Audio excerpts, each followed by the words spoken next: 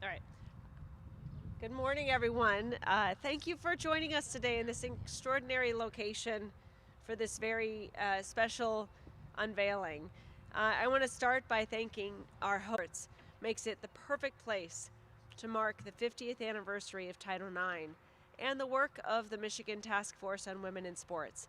I also want to start by thanking the Wilson Foundation and their generous support made much of the task force's work possible.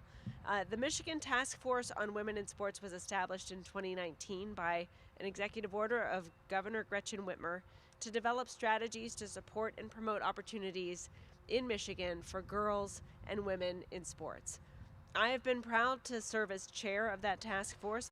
Academia and the nonprofit sector, and the final report and the recommendations that we're releasing today reflect their investment, their support, their wisdom, and how all of these sectors benefit when women and girls have opportunities to play and lead in sports. And today, as we mark the 50th anniversary of Title IX, our nation, our state, and so many of our institutions have benefited but also have failed to meet all of its requirements. By failing to reach full compliance, we do a disservice to girls and women everywhere, and really all of us, hindering our economy and depriving our communities and businesses of future leaders. So that's why it's critical. We'll wait for that to pass. That's our flyover that we had scheduled for today. That's why it's critical for women and girls in Michigan to be provided what they deserve: high quality, equitable opportunities to participate in sports as athletes, as coaches, as mentors, administrators, and leaders. The report we're releasing today makes 3 broad recommendations and proposes tactics to achieve them. The recommendations and proposals are data-driven, they're of Michigan, and indeed for all of us. So on that note, I'm going to turn it over to some of our members and supporters so that they can speak in more detail about the report's findings and how those findings interact with their personal experiences. First up will be Carrie Becker. She's a task force member and also the athletic director at Grand Valley State University. Carrie, thank you so much for your work on the task force and for being here to share a few words today. Thank you. Thank you very much. I appreciate everyone being here. Thank you to Governor Whitmer for launching this task force. Thank you to Jocelyn for selecting me. It's an honor to be invited to be a part with this group and do this work. But the work is just beginning. So as Jocelyn alluded to, there's recommendations that came out of this. And so we're going to talk about those. Like Title IX, why I need these readers. But I was born a twin to a brother. I grew up a tomboy, falling in love with sports and competition, and look forward to that first time that I could get out on a field and really compete. But that was also my first taste of discrimination. We were about 6 years old, and my brother could play baseball a whole year or two before I could. I was told I had to wait. Wasn't told why, just had to wait. Girls didn't play till they were a little bit older. Didn't matter. I still went to practice, had my glove. I thought, well, I could still go have fun, catch some fly balls, hit a few, only to be left in the dugout and told that you can't play.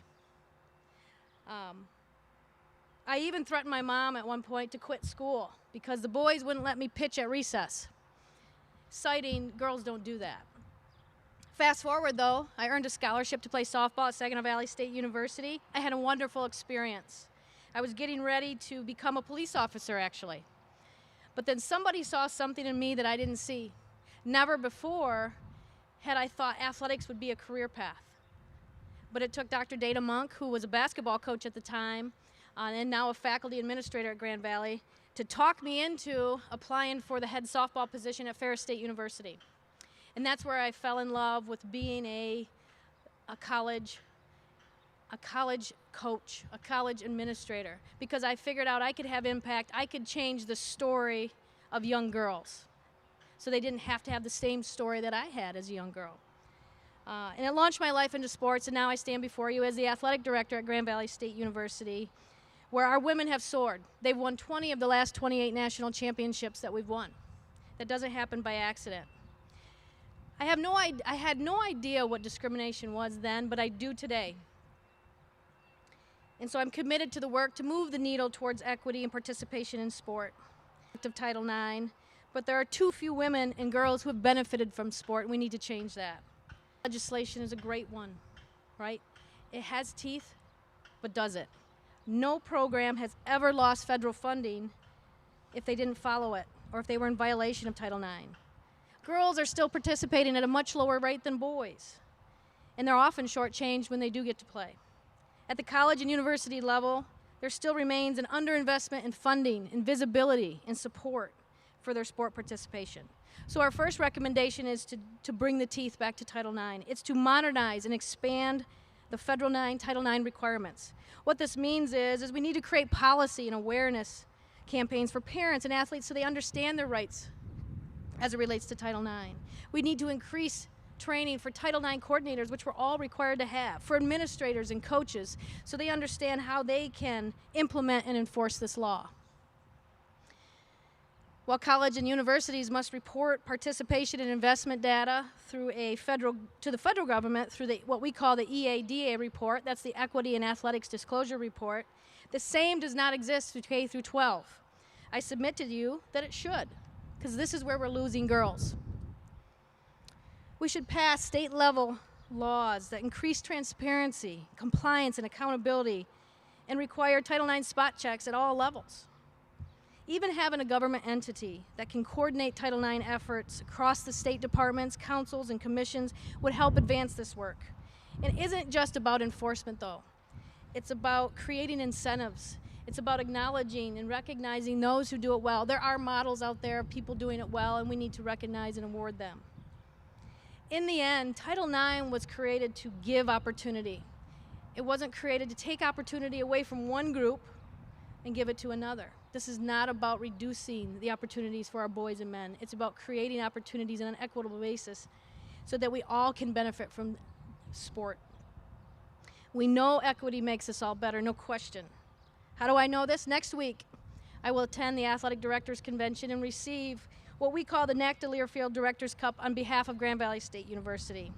This is an all-sports trophy given to the most successful athletic department in the country. It's given at all levels, Division I, II, III, NAIA, and junior college.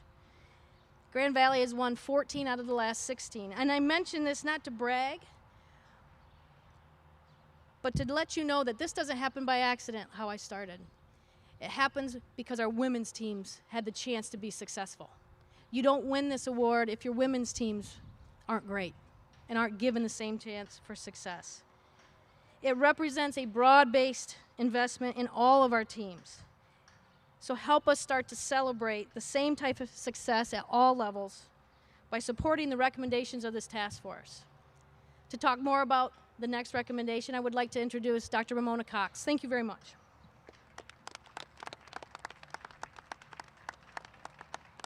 Thank you. Good morning. This has been an amazing opportunity to serve on this task force, as this is my passion, girls and women in sports. So I'd like to thank you, Secretary, for allowing me to serve in this capacity.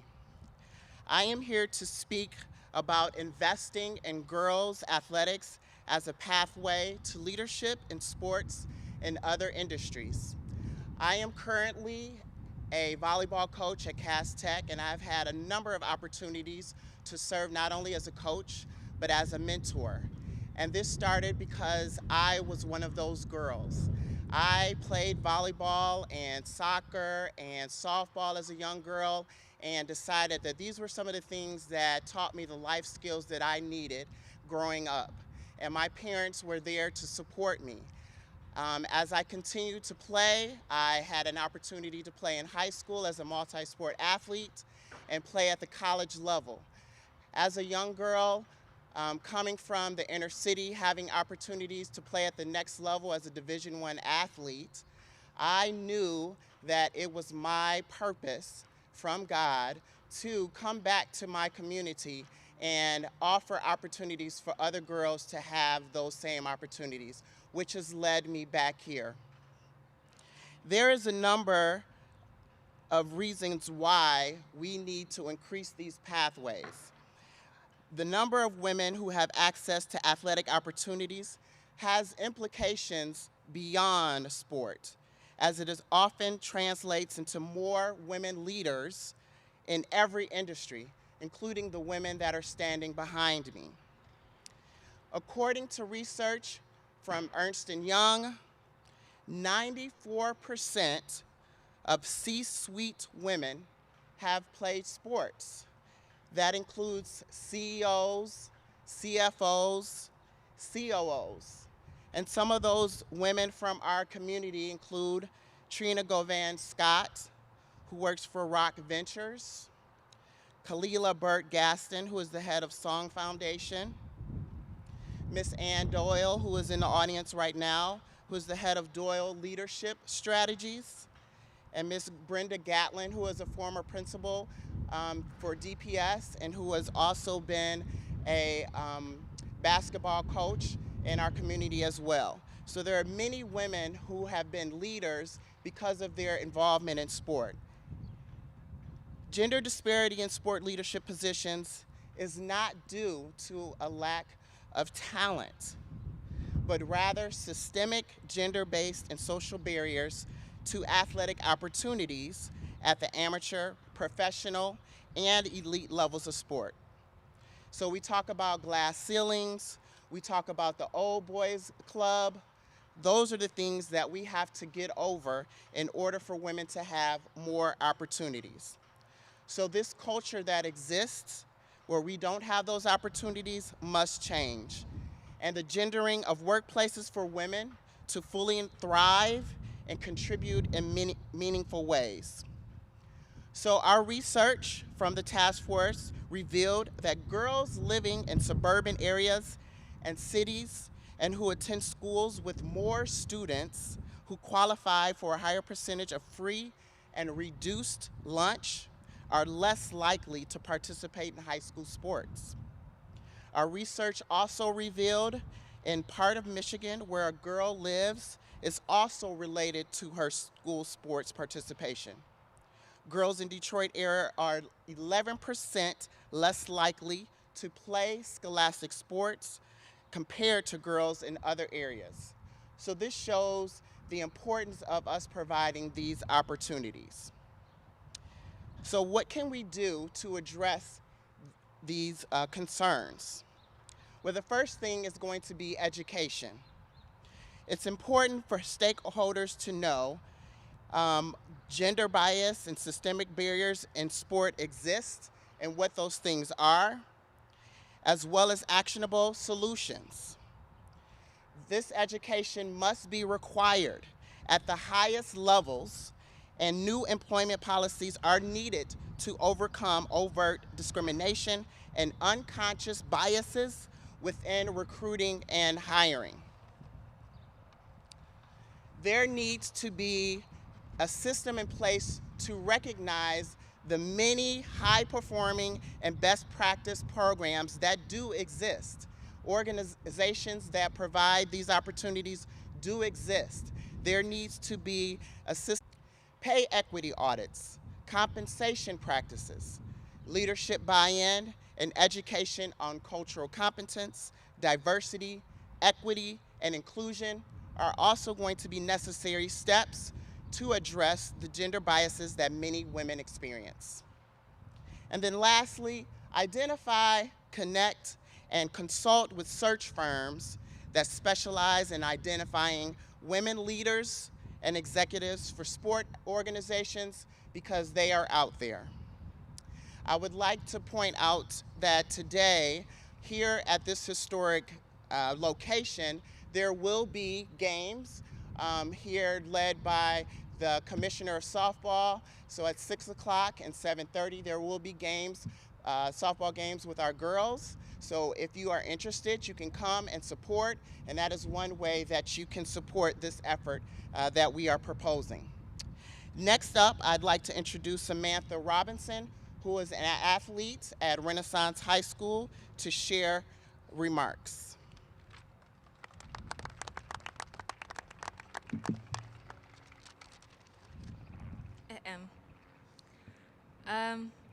Hi, my name is Samantha Robinson. Y'all can just call me Sam. Nobody really calls me by my first name, by my full name. I've played sports my entire life. And for my entire life, my dad has always been there to support me, especially in like flag football, considering he was my coach. I played flag football to become closer to my dad, and it also helped that my brother Elijah was on the same team as me. We were most definitely an unstoppable duo. Sports runs in my family, which is why after I officially came to live with my dad, he put me in volleyball. I didn't want to play at first. I thought it was silly and I wouldn't make any friends because I didn't know anybody. But thanks to my dad, I came to realize that volleyball is the love of my life, and I've made a few friends from it. Thanks to my dad, I was able to make strong bonds with coaches, and because of them, I was able to have this amazing opportunity.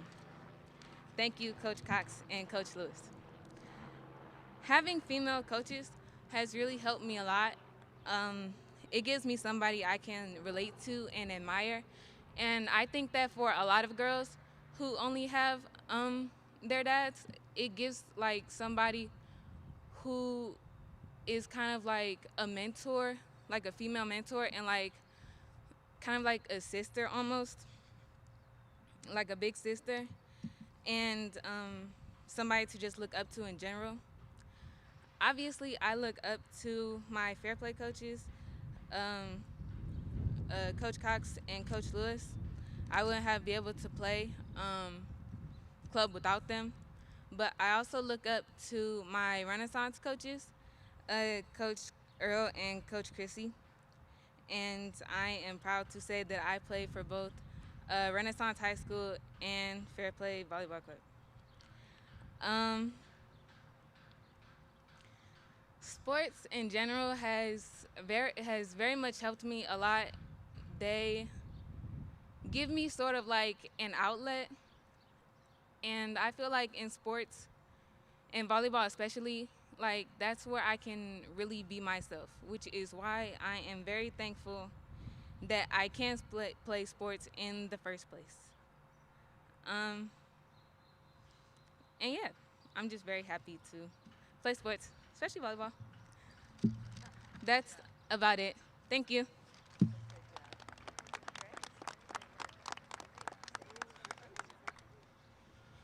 Good morning. My name is Mark Ewell. I am the Executive Director of the Michigan High School Athletic Association, and would first of all like to thank the entire task force, especially Secretary Benson, for your leadership with this. This has been something, the MHSAA role has been to listen. Obviously, I'm a little bit unique compared with those individuals standing behind me this morning, and it has been one of the most professionally satisfying experiences of my career. Our role in this process was to provide data, was to give information about the programs that are already in place, and most importantly, we would take back nuggets to the association after each meeting of things that we can implement right away. Even things that haven't ended up in the final report are going to be used where we can begin to impact the experiences of the almost 100,000 female athletes that are currently in our program. This has been a tremendous experience involved with incredibly honorable people. And again, Secretary Benson and the entire task force, one of the most unique experiences of my career. Title IX and opportunities for women are, to me, both professional and personal. Professionally, we have, as I said, almost 100,000 girls, grades 6 through 12 in our state, that participate in school sports every single year. They are supported by thousands of female coaches, administrators, and also officials. The experiences that we try to provide are always, the strive and the goal is to be high quality, rewarding, and most importantly, equitable to all of our kids. With us, it's not just about participation. Now, certainly participation is part of that. Just across the way here at Ford Field back in March, we sponsored our first division this past March of our Girls Wrestling Championships. How ironic that that fell on the 50th anniversary of Title IX. But also our mission has to be about leadership.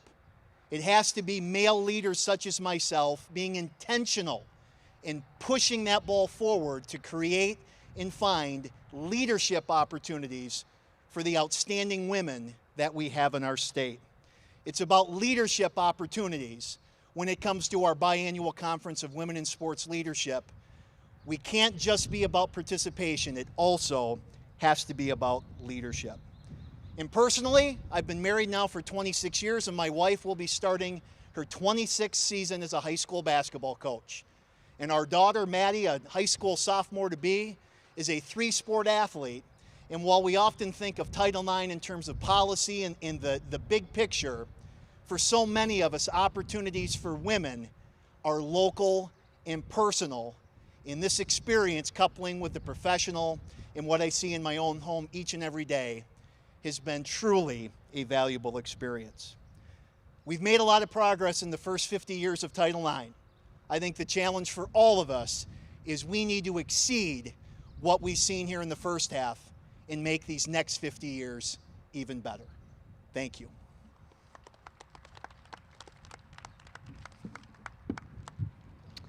Thank you. Hi, I'm Carolyn Casson. Oh, note to self, on a windy day, do not write it out. And bring paper.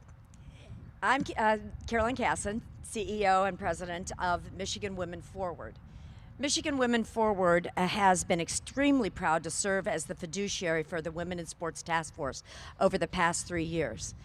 It is our hope that Michigan Women Forward will be the driving force behind the actual implementation of these 3 recommendations going forward. I'm going to talk for just a minute about recommendation number 3. And I hope you'll take a chance to really sit down and look at this, because this is 3 years of meetings, work in between the meetings, a lot of thoughtful discussion, interaction, research, and the third recommendation to encourage Michiganders to support and invest in future opportunities and access for girls and women at all levels of sport is kind of a summary of the 2 things that we think will actually make a difference of us here to get engaged in this process. It's going to take, and I'm preaching to the choir here, I know that you're all engaged, but it's going to take the fact that everybody thinks of this as a critically important issue. If we really want to level the playing field for women and girls in sports, pun very much intended, we have to all commit. And we have a few ways that we're going to start right away to making sure that every single one of us feels engaged in this process. This is not a report that is going to sit on a shelf somewhere. This is a report that every single one of us are going to take out and look and see how we're doing and what we're implementing, questions, and seek answers. Our goal is to embark upon a campaign to point out these inequities and to find solutions. We hope to launch a public relations campaign, a marketing campaign, to bring inequities to light and to create ways to solve those. We're going to be calling on every one of you, so answer my call when I call you, to participate in this. We're going to be looking to sports leaders here in Michigan, and there are thousands and thousands of them, men and women, to speak up, to offer up solutions, and to help us reach our goal. We'll look to the public and private sectors to send us, give her the confidence and the ability to work with a team and to climb higher in any field that they choose. But getting everyone engaged isn't enough. It has to be an investment that we are all willing to make these changes. Our task force came to the conclusion that we must advocate for investing state dollars, corporate dollars, philanthropic dollars to give these girls equal sports opportunities that they deserve. We have lots of ideas, so I'm going to give you just a few highlights of investment opportunities that we're going to start working on. Since our task force chair is our indomitable Secretary of State, we're going to start by allowing all Michigan drivers to participate in the Michigan Specialty Cause License Plate Program. Millions and millions of dollars have been raised over the last 20 years for universities and other worthy causes. The Support Women in Sports license plate, I promise you we're going to get somebody to get us a better title than that, but we haven't started down that path yet. It's already in the works. We've looked at best practices throughout the United States. A lot of incredible research has given us the vision of what could be here in Michigan. We learned that, that many other states support girls and women in sports through the lottery, through selective excise and sales tax from sports betting. In New York, monies go to youth sports programs. In Ohio, 98% of sports gambling tax revenues must be spent on interscholastic sports and after-school activities. We're going to start looking at this, researching this, and begin talking to our state legislatures about what we could do here in Michigan that would be innovative and an important investment in women and girls. We're also going to mobilize private funding, corporate funding, foundation funding. Through our work, we learned that Detroit is one of the few thriving professional sports markets that does not have a professional women's team. For those of you who are a few years older than our two speakers ago, you may remember that our last and only professional women's sports team, the Detroit Shock, a WNBA basketball team, were three-time world champions. Stay tuned, because summary, let me give it to you. It is about all of us and each of us doing our part to invest our time, our voices, our influence, and our money in making the changes we want to see in girls and women's sports.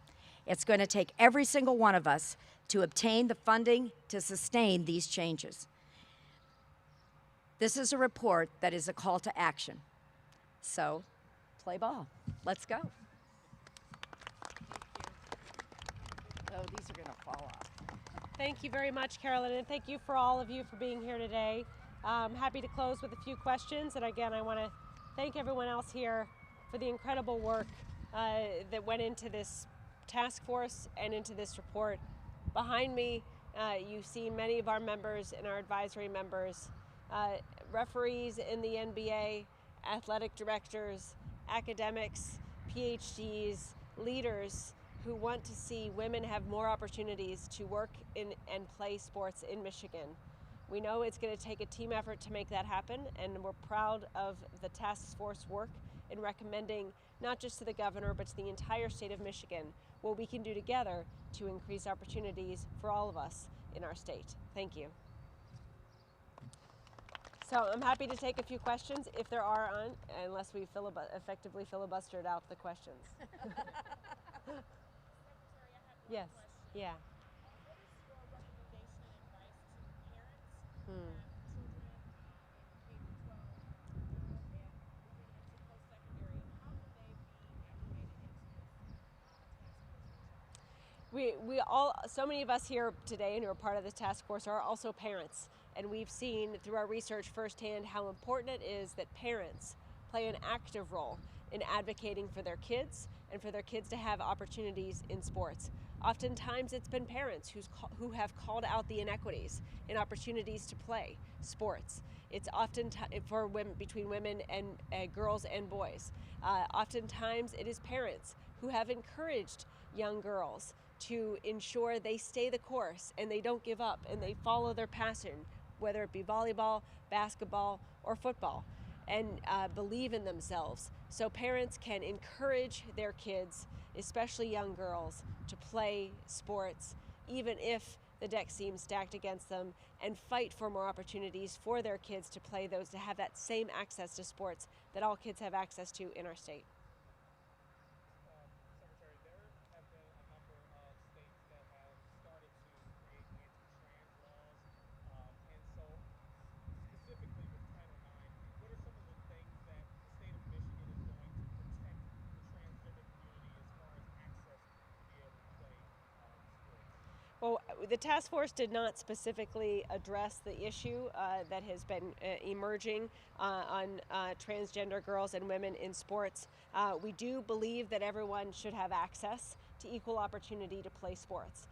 The benefits of that access are clear, and we think we all benefit as a society when everyone has that equal access. And so our focus has been on building support and making recommendations to ensure effective athletic and leadership development for all women and girls. And in that, we support the ability for everyone to have that access, regardless of how they choose to identify themselves.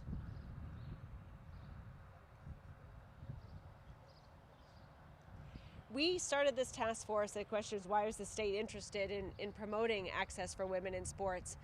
We started this task force in 2019 in recognition of the fact that Michigan was the only state in the country to have women leading every aspect of our government at the gubernatorial, attorney general, secretary of state, and Supreme Court level. We wanted to make sure this was more than a moment and that we were providing recommendations for what the state can do in the future to ensure women are able to lead in every sector of our society. Because when women have equal access to leading in tech, in business, in sports, in government, we all benefit. And recognizing the common thread, as was mentioned, between women in leadership positions was that they had the ability to play sports as young girls. And recognizing that, we determined the best way we could invest in the future of female leadership in our state was by investing in the future and the opportunities of girls and women to work and play in sports now. Thank you all again for being here and appreciate the enormous amount of work that went into this report today. We encourage you to read it, and we look forward to working with Michigan Women Forward, who is taking it from here to lead the implementation of many of these recommendations. Thank you.